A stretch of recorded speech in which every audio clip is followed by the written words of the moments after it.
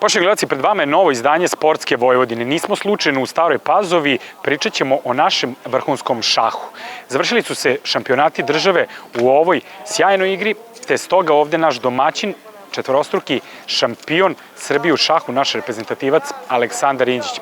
Aleksandre, hvala ti puno na gostoprimstvu ovde. Dobrodošli. Velike čestitke za sve ono što si uradio tokom prethodnih nekoliko godina, nismo se dugo videli, a posebne čestitke na ovoj osvojenoj, na ovoj tituli. Kako si vidio ovaj šampionat u Senti, koliko ti je značila ova titula? Znam da si negde zacrtao da to bude broj 5 kada su pehari državnog prvaka u pitanju, da se dalje toga držiš. Hvala na čestitkama. Da, iz nekog razloga od ranije imam, omiljeni broj mi je 5 i onda od ranije nekako 5 titula mi je dovoljno. I na neki način bih hteo i onda da se probijem, da kažem, više bliže nekom svetskom vrhu i da na neki način nema smisla da nastavim non stop da igram domaća takmičenja. A nekako s tih 5 titula mislim da je dovoljan trag ostavljen domaćim šampionatima, pa da ima smisla se ide dalje. Kako si video državni šampionat što se tiče i kvaliteta protivnika i rasporeda? Čini mi se da je bilo jako specifično što se tiče rasporeda tvojih partija. Naravno, drago mi je što sam uspeo da pobedim po 4. put i još draže mi je zato što je igrala cela olimpijska reprezentacija Srbije. I mali, da kažem, kuriozitet je to zato što sam protiv svih imao bele figure, a to se u šahu često povezuje sa malom prednošću u startnom, pošto beli igra prvi i često ljudi to povezuju sa servisom u tenisu. Nije, da kažem, tolika prednost, ali svakako da može malko da pomogne i još smešnije zato što ja nisam prisustvovao žrebu i izvlačenju brojeva i na, da kažem, tako dobrom rasporedu mogu se zahvalim Velji Iviću, koji on je izvlačio brojeve, izvukao je sve to za mene, pa bih se zahvalio i izvadičao još jedno. U prethodnih nekoliko godina si igrao jako mnogo turnira. Je li ti to značilo što se tiče i podizanja forme i što se tiče tvog daljeg napretka? Pa, kako kad? Uglavnom, primetio sam da kod mene neka vrsta, da kažem, ako igram samo jedan turnir ili povežem više turnira za redom, nema, da kažem, neki logičan sled, tipa kad bi trebao po nekoj logici da sam umorniji i iscrpljeniji više i da rezultat spadne, nekad bude odlično, nekad kad idem samo jedan turnir pa bude dobro, nekad nema, da kažem, te vrste pravila. A svakako mi je drago, pogotovo nakon korone, što se sve otvorilo i sad ima mnoštvo turnira i za igranje širom sveta. I ne mogu kažem da uvek pametno što to radim, ali nekako to je neki moj način, međutim sad imam malo pauzu pre svetskog kupa i imaću tek jedan turnir i da se bolje spremim. U jednom momentu si u istoj rečenici pomenuo šah i tenis. Koliko su slična ta dva sporta, tu i rang lista, tu su i putovanja po svetu. Vidiš li da je to onako nešto što može baš da se napravi dobra paralela? Osim što su pojedinačni sportovi, što traju dugo i tenis i šah i, da kažem, detalji često odlučuju u oba sporta, po meni je bitna razlika zato što u šahu ne možeš da pobegneš često od batina. U tenisu kad izgubiš, završi se turnir i možeš da ideš u šahu, uglavnom se igra 9 partija i, na primjer, uglavnom turniri gde ja igram ima 9 odličnih partija i, na primjer, ako dobiješ ako izgubiš jednu, dve, onda ne možeš da se sakriješ i to, nego moraš da nastaviš i da naučiš, da kažem, izdržavaš udarce igrajući dalje. Mali izuzetak je ovaj svetski kup na kom učestvujem za mesec dana, zato što je to nokaut sisteme, tu je ako ne prođeš dalje, odmah se završava takmičenje i ideš kući. Po meni je najinteresantnije za praćenje neka olimpijada, zato što ima baš mnoštvo iz celog sveta ljudi, mnogo odličnih partija, neka takmičenja gde ima tipa mnogo, da kažem, odličnih mečeva i prosto je, da kažem, kao neka vrsta švedskog stola za ljubitelj šaha da mogu da prate, ne znam, ako neka partija ne bude toliko interesantna, postoji još 30 gde igraju odlični igrači, gde možeš da uživaš gledajući, a svetski kup tome dodaje zato što je nokaut, ima, da kažem, i onda i kad se remizira, nastavlja se borba, nema ne znam, sutra igraš sa nekim drugim, nego nastavljaš sa istim igračem dok se ne odluči pobednik i tako dok, kao u ovom filmu, kako se zove, Gorštak, može biti samo jedan. Aleksandre, svetski šah ima novog kralja. Jel deliš možda moje mišljenje da je ipak najbolji igrač ostao van te table? Tu su dosta mišljenja podeljeno u smislu neko kao nije njegovo pravo da, ne znam, da preda titulu bez borbe. Po meni to je apsolutno njegova sloboda. Njegova je titula, on je branio koliko je hteo I sa te neke strane imam dosta veliku dozu poštovanja zato što on je svestan u smislu da je neki način nije inspirisan dovoljno da pruži svoj maksimum, a da izgubi znajući da nije dao sve od sebe, ne želi i neki način poštujem. Po meni je meč bio jako interesantan za praćenje, ali to je uvek interesantno zato što često kad je igrao Carlsen, onda je bilo dosta, da kažem, ne bih rekao loših reči, nego u smislu žaljenja kao nema dovoljno rezultativnosti, igra se kvalitetno, međutim nema odlučenih partija, a sad kad je nasuprot tome non stop na dnevnom nivou i odlučene partije i greške i dosta kvalitetnih stvari, ali je neki način sve što šah može pruži i lepo i ružno i da kažem veoma gledljivo i sve da kažem ne može mnogo bolje šah da pruži. Onda je bilo kao oni igraju loše, onda Magnus bi to počistio itd. Po meni je bilo interesantno za gledanje. Naravno, velika većina ljudi će složiti da je Magnus i dalje najjači, ali po meni to ne umanjuje uspeh kineskog velemajstora. Bitan moment koji se desi u našem šahu svakako dolazak ruskih velemajstora, veoma kvalitetnih igrača sa rane i pretkraja. Kako vidiš njihov dolazak? Misliš li da oni mogu da odmah učestvuju i u našoj reprezentaciji, da će igrati za naš nacionalni tim? Uopšte, kako vidiš njihov dolazak u smislu poboljšanja konkurencije u domaćem šahu? Pa svakako da pomaže, a ukoliko budu igrali za reprezentaciju Srbije, da pomaže našim šansama u osvajanju medalje na velikim svetskim takmičenjima. Ni sam nisam skroz iskristalisao mišljenje da li treba da kažem, reprezentativna priča ostane domaća i da se borimo samo našim snagama, što mi ima nekog smisla, međutim, momci su odlični igrači i ovako veoma pristojni i mislim da žive neko vreme u Srbiji, tako da kažem, ni sam još uvek ne znam. Ono što je, da kažem, već neka vrsta, ne bih rekao fenomena, nego ustaljene priče, to je da mnoge federacije već dosta dugo dovode strane igrače. Naprimer, Amerikanci su doveli u najskorije vreme Leona Aronjana, Domingueza, ranije su baš, ali opet, kao što kažem, ni sam nisi siguran šta je najbolje da se uradi, ali vidjet ćemo. Meni se čini da će oni nastupati za reprezentaciju i bilo bi mi interesantno da vidim kako ćemo, ukoliko se to desi, kako će reprezentacija Srbije da se bori sa najvećim svetskim zemljama, najjačim, ali vidjet ćemo.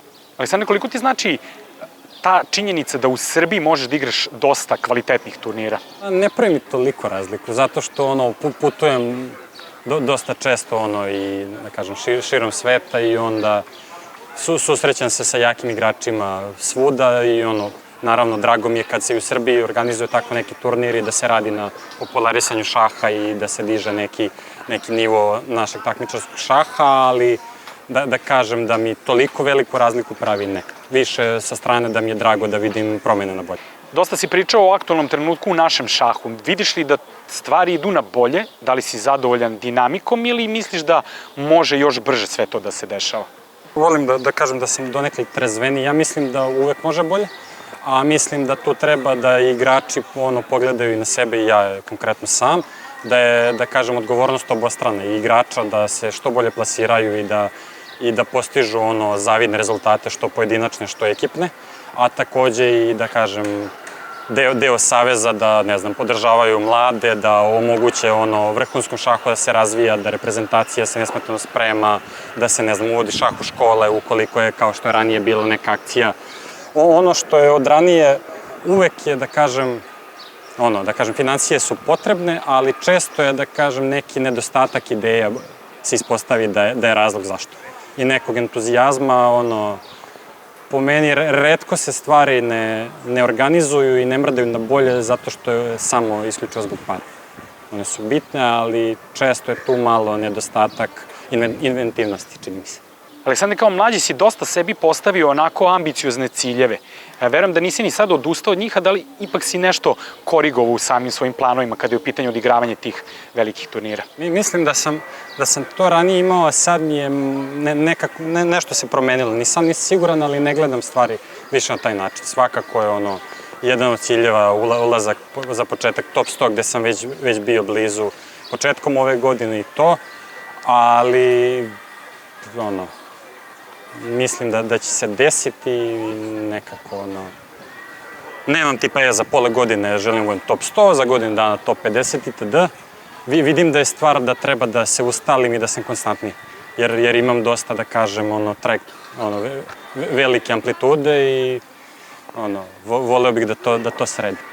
Sad, da znam tačno kako, još uvek ne znam, ali vidim kroz igru da imam, na primjer, ranije sam često imao tipa dosta pobjeda, ali i poraz se često provuče. Sad vidim da ima 15 partija bez poraza, bolju kontrolu nad pozicijom da imam, da sam malo zreliji u pristupu možda. Ali sad, tokom državnog šampionata u Senti si imao priliku da onako, verujem, krajičkom oka pratiš i dešavanja na ženskom šampionatu. Kako vidiš dešavanje u našem ženskom šahu i si iznenađen što je Marina Gajčin osvojila svoju prvu titulu? Pa mislim da nije još na dovoljno profesionalnom nivou. Ako ćemo iskreno, Marinu znam i gledao sam partiju i jako mi svidela njena partija protiv Jovane Erić i mislim da je baš bila na odličnom nivou čak i za muški šah, jer neka je bio moment kad je žrtvovala figuru i znam i da smo i Velja bili kao ok, ovo je momački potes, ovo je baš bilo elegantno i kvalitetno, ali generalno mislim da je jedna od mana ženskog šaha zato što je na neki način lestvica za ulazak u reprezentaciju žensku nije toliko visoka i uporedo one uglavnom studiraju i ne fokusiraju se maksimalno na šah zato što je interes i postoji drugi i onda tu, da kažem, tema je opširna, ne mogu da kažem sve da pokrijem u kratkom periodu, ali svakako da postoji prostor i za nju lično da napreduje, jer mislim da je talentovana i voleo bih da to vidim. Od naših igračica, ne po meni, broj jedan je i dalje Teodora Injac i voleo bih da se i Marina tu priključi na tom nivou i da nastave zajedno da napreduju. Hvala ti puno na izdvojenom vremenu. Želim ti još mnogo pobjeda da dostigneš sve one ciljeve koje si želeo, da popraviš rejting i onda da ponovo pričamo o nekim zanimljivim stvarima u šahu. Hvala. A nadovezat ću se na ovu tvoju priču o ženskom šahu.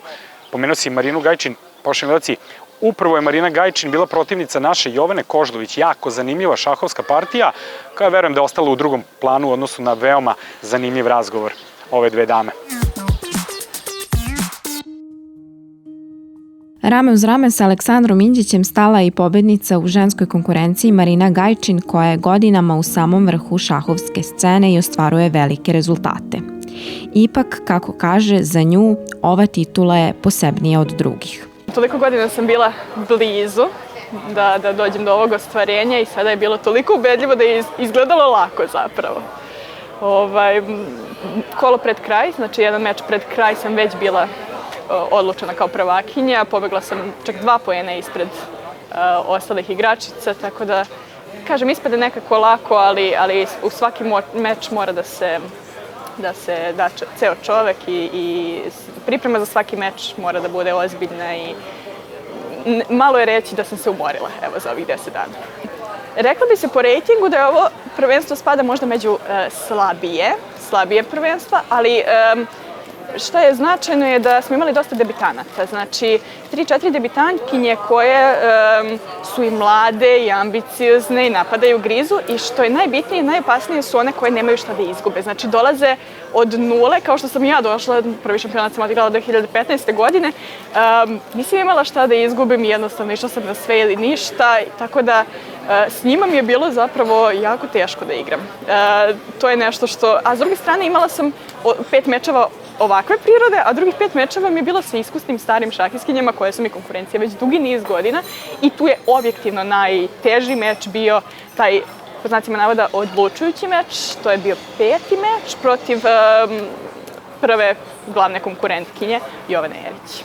Tu sam pobedila. Crnim figurama sam ostvarila pobedu, ali mogu reći, znači, to je bila partija turnira, 5 sati neprestane borbe, izjednačena maltene do samog kraja kada je nekako neka mrvica želje, sreće prevagnula u moju korist. Upravo je partija sa Jovanom Erić bila najteža, ali i ona koja ju je najviše motivisala da ostvari dugo čekani rezultat. Marina je iza sebe, osim pomenute Jovane, ostavila i sjajnu Irinu Čoluškinu. Za vreme meča ti se nalaziš u nekakvom vakumu.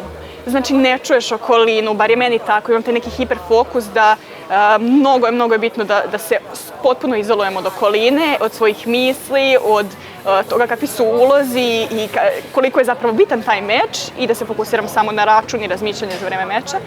I moment kada se pružaju ruke, kada se zaustavlja sat, kada se slažu figure, podižem pogled i vidim oko sebe da ljudi gledaju, da imamo publiku, da se neko raduje, neko bi aplaudirao, ali ne sme jer to mora da bude mir u sali.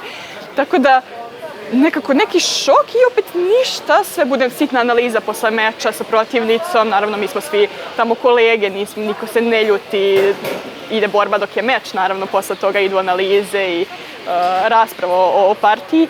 Kada se to sve izdešava, odem u sobu, zatvorim vrata i onda kreće radovanje jednostavno. Tek onda dolazi u glavu za šta si se borila zapravo poslednjih 5 sati. Iskustvo stečeno van granica Srbije, učešće na međunarodnim turnirima i susreti sa sjajnim svetskim šahistkinjama širom planete, Marini su doneli dugo čekanu medalju, a porazi su bili ti iz kojih je učila i napredovala.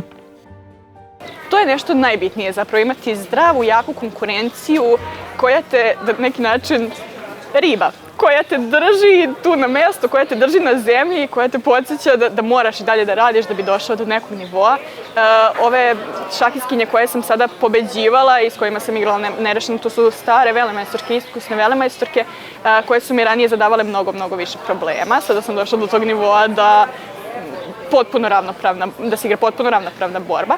A jedan od vidova moje pripreme za ovaj turnir je bio turnir u Dubaju, gde smo učestvovali i ja i moja glavna konkurentkinja.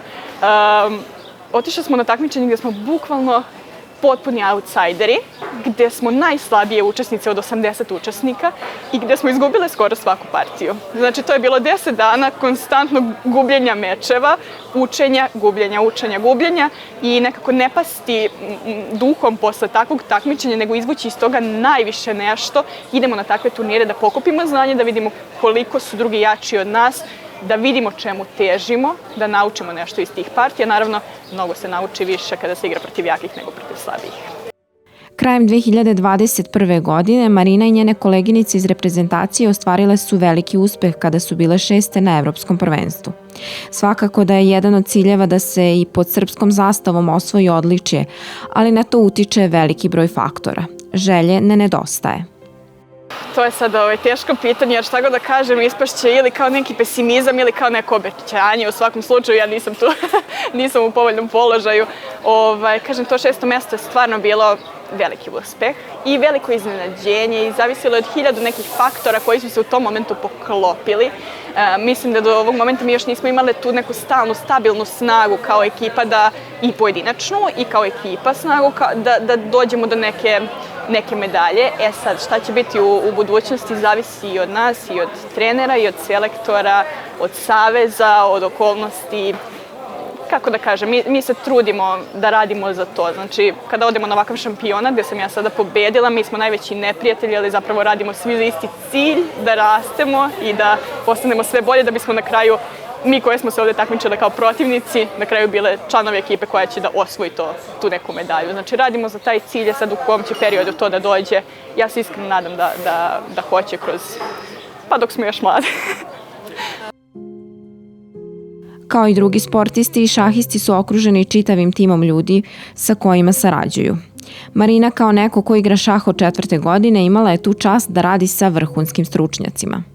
Što više ljudi učestvuje u napretku jednog šahiste, to je bolje zapravo, jer šah je veoma kompleksan. Znači, sastoji se od otvaranja, završnice, središnica, kalkulacija, psihologija, veoma bitan faktor.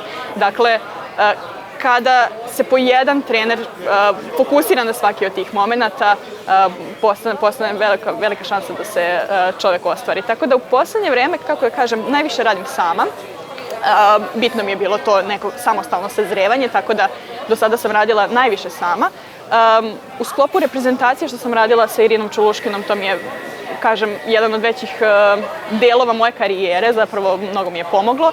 Radila sam sa velemajstorom Acom Kovačevićem, pola života sam radila sa Josipom Dekićem iz Sombora, tako da, kako da kažem, bitno je nekako evoluirati u tom smislu, menjati trenere, ali ostati dosadan sebi i samostalno napredovati što više. Srbija je postala važna na šahovskoj mapi zbog većeg broja ozbiljnijih takmičenja na kojima učestvuju najbolji, što je jedan od preduslova za razvijanje mladih talenata, ali i napredak profesionalnih igrača. Ove godine u martu smo imali čak evropsko prvenstvo, pojedinačno evropsko prvenstvo, uopšte, znači seniorsko, za sve konkurencije, tako da tu sam osvojila zapravo svoj poslednji bal, svoju poslednju normu za ženskog šahovskog velemajstora. Tako neki jak turnir koji možda ne bih imala uslove da odigram u inostranstvu, došao je baš u Srbiju, igrao se u Vrnjačkoj banji. Ove godine ćemo imati Srbija Open u Beogradu, koji je jedan od jačih turnira, dakle, sa velikim nagradama, sa dobrim uslovima, posebno za naše šahiste, tako da veoma sam ponosna i na to. Radi se i volela bih da ta medalja bude rezultat i tog nekog ulaganja od strane Saveza, nekog sistemskog rada sa šahistima. U našu zemlju dolazi sve više igrača i igračica iz Rusije, koja je šahovska velesila. Mnogi od njih već sada imaju visoke rejtinge i samim tim su u konkurenciji za mesto u reprezentaciji. Devojke definitivno prelaze iz Rusije, čak i iz drugih država. Kod nas na listu lepo su prihvaćene, mislim zašto ne bismo mislim to je sad polemika da li treba ili ne treba prihvatati strane i u kolikoj meri strane igrače. Po meni rast konkurencije ne može biti loša stvar. Ako išta u neku ruku možda će biti uzdrmano moje konkretno mesto u reprezentaciji ili nečije drugo, ali daće mi razlog više da radim i da se trudim i da postanem objektivno bolja, generalno bolja. Tako da se, što se toga tiče, ne plašim ni za sebe, ni za svoje drugarice iz reprezentacije. Mislim da ćemo se mi održati generalno kao najjače, nevezano od toga koga ćemo dovesti od stranaca. Ali što se tiče muške reprezentacije, sada je prilično jasno stanje da su ta dvojica Rusa, znači glavni pretendenti na mesto u reprezentaciji, tako da ni to ne mora biti loše, jednostavno ako bi ta ekipa osvojila neku medalju, to je naša medalja i dalje.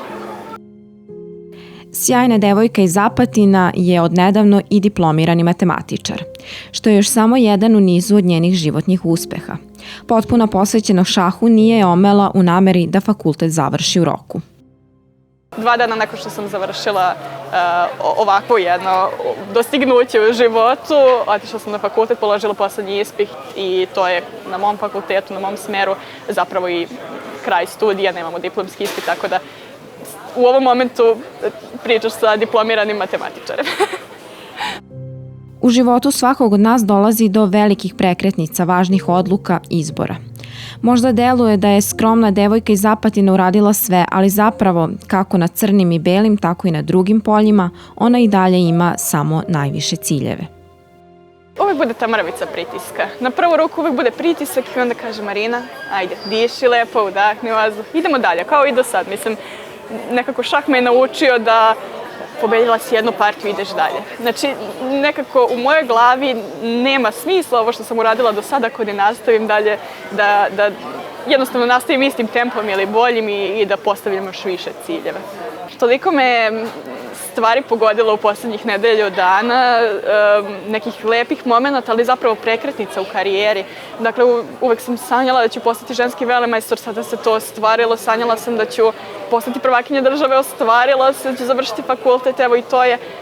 Sad treba napraviti presek stanja, sve papir i olovka i kuda dalje, da li ću ići na master, gde, kako ću svoju šahovsku karijeru da usmerim. Mislim da je bitno da idemo onako korak po korak, da budem, kao i svake godine, da se nadam tom članstvu reprezentaciji, evropskom prvenstvu, sledeće godine olimpijadi i tako dalje. Kako da kažem, nisam otišla u neke visine i dalje mi je velika čast da budem u reprezentaciji, jedan od glavnih ciljeva svake godine. Svaka želja ima svoje vreme ako je damo priliku, a Marina je svaku svoju iskoristila na najbolji mogući način. Verujemo da ono najlepše tek sledi.